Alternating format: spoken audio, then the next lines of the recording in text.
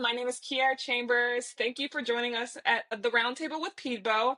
I have another really special guest here, and he can introduce himself in a moment. But first, as I go through my spiel, I typically just kind of share a little bit about what Peadbo is. And Peadbo specifically is a platform to support any entrepreneurs, students, first generation college students, or first generation professionals with sustaining and maintaining their personal advisory boards. And that's what actually PIPO stands for. But without further ado, I let David introduce himself and share a little bit about himself. Yeah, thanks, Kara. Appreciate that. Good afternoon, everyone. This is David Woessner. I'm based in Detroit, Michigan. I've been involved and active with Peadbo for a couple of years since I met Keith, the founder, in 2022. My background is I'm a physicist and engineer by education, even though I haven't probably solved anything or engineered anything in real life. I've pretty much been a sort of lifelong entrepreneur, even though I had a couple of years in corporate America, working at both IBM and Deloitte.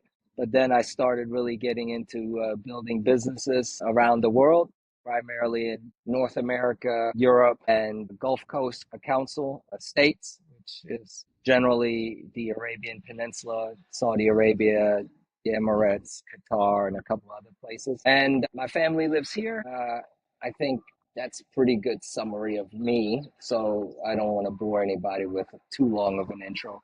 But the one thing that's maybe unique about me is I am of German and Moroccan heritage, for few Joroccans that you'll probably ever meet. And then what makes it even more fun is my wife is Vietnamese American, and therefore my son is either going to be the most self-assured person in the world or the most confused person in the world once he becomes of age to recognize that he has roots in four continents and was born in Detroit, so he's about that life.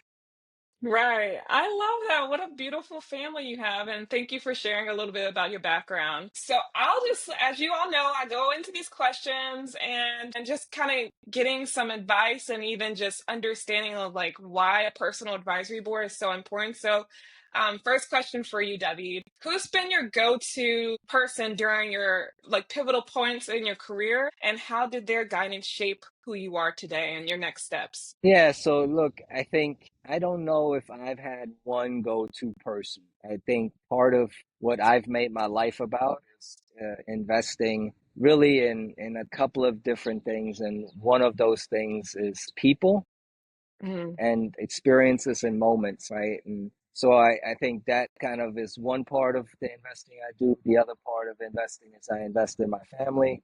And the third is I invest in businesses. So when I say I invest in people, I really value, long-standing, mutually beneficial, both personal and professional relationships with like-minded people.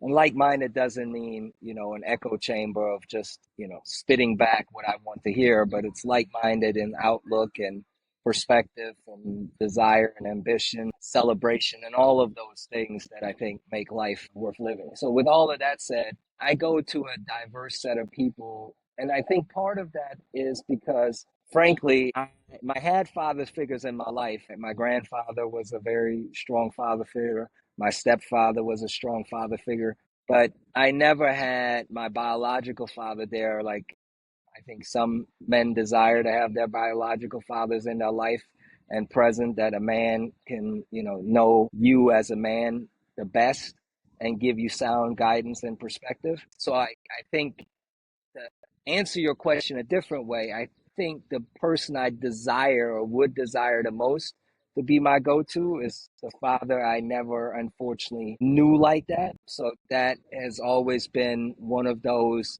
things that I believe I had to compensate for with different perspectives from different people, because no one knew me from birth to where I was at that moment of life better than any other man like my father should have. So not to get, sad or sappy, but at the end of the day, I tend to go to strong figures in my life. Early in my life, that was my mother. Later in life, it's been some of my male best friends, roughly my age, as well as older and who have had more experiences. Certainly, as kind of when my grandfather was still here, I went to him with a lot of and certainly now, my wife plays a pivotal role in what I do and when I do it and how I do it. So that maybe not the answer that you typically get, but I would say that the person I wish I could have been the go-to for me throughout life would have been my father. Unfortunately, that wasn't happening for me, but I strive to be that person for my son in the future. I love that. This is what these spaces are for, right? And just and I think that's what the fundamentally what Peebo was built for is just to be able to that space, that safe space to talk about these kind of matters. But also, I think it takes a village. To your point, it's just not one person. So yes, I think that you kind of showcase like, hey, like it's just not one individual that can do that. It's just several folks who can make a great impact in my life. And thanks for being vulnerable and just sharing that. I can really relate to that. And he would be very proud of who you are today. Um, Thank you for sharing.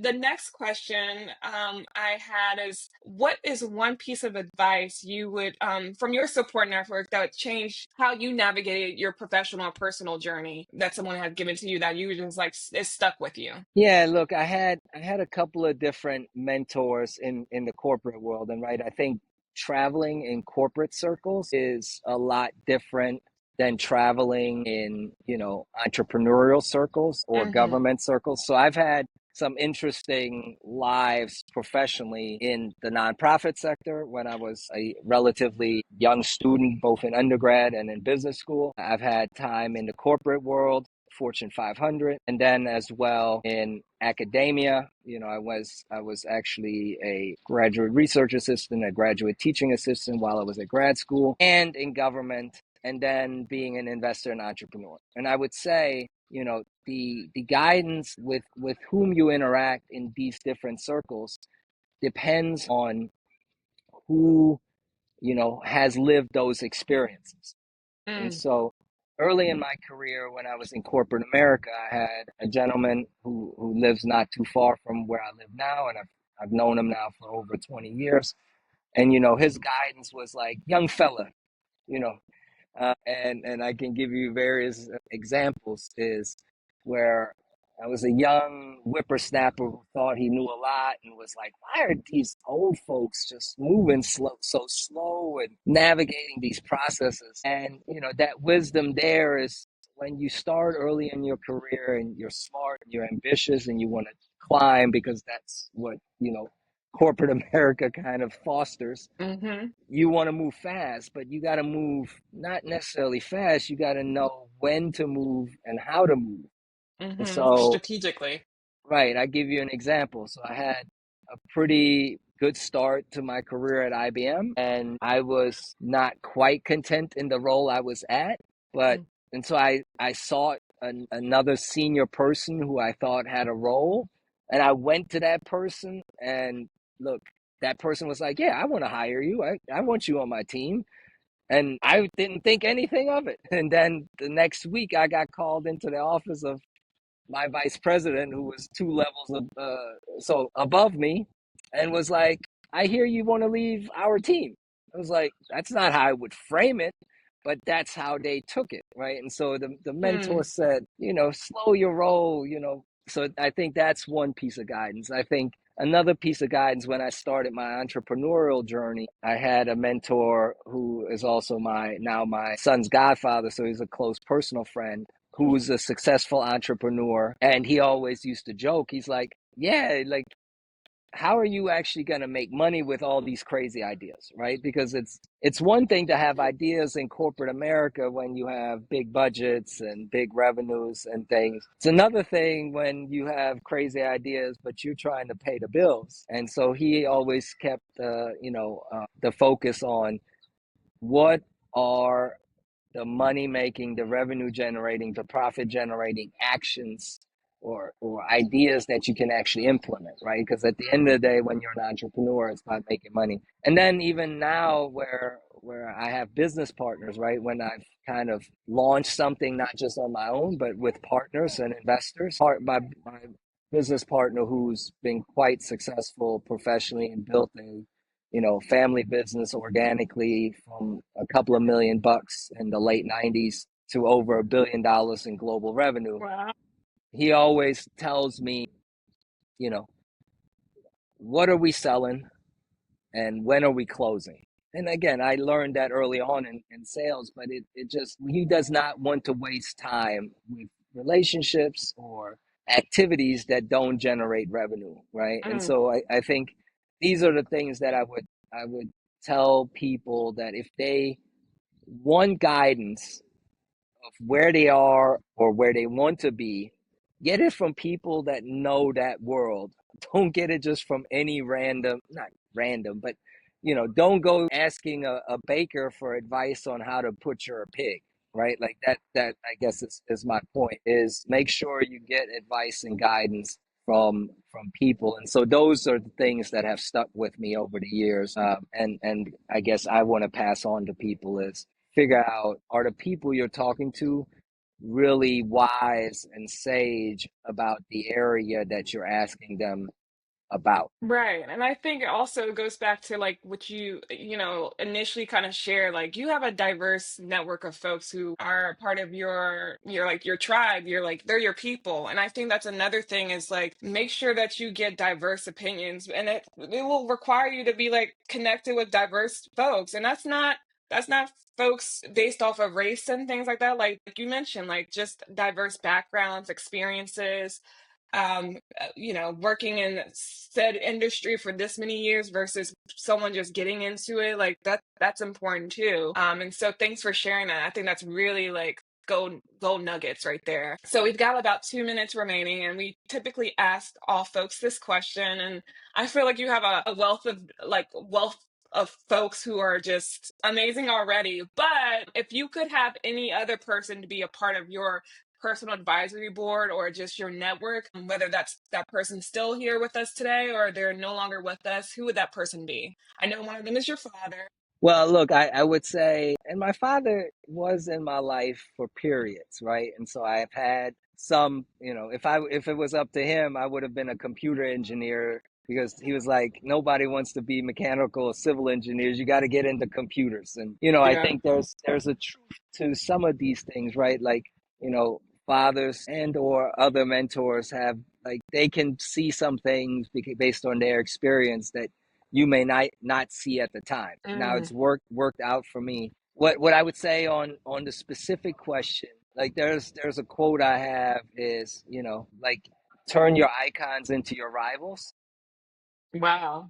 And so I don't know if I have an iconic figure, but I have a lot of people that have achieved really, really significant things that I have access to. And, I don't want to be a cliche-ish, but my grandfather has always been a very influential person. And he's one of the hardest working people.